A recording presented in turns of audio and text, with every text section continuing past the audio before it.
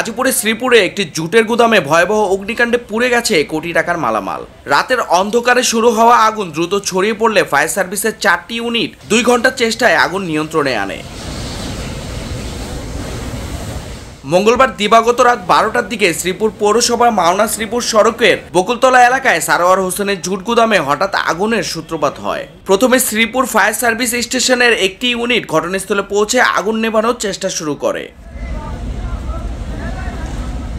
কিন্তু আগুনের তীব্রতা বাড়তে থাকায় রাজেন্দ্রপুর মডার্ন ফায়ার সার্ভিসের আরও 2টি ইউনিট ঘটনাস্থলে যোগ দেয়। পরে মোট 4টি ইউনিটের যৌথ প্রচেষ্টায় 2 ঘন্টা পর আগুন নিয়ন্ত্রণে আসে।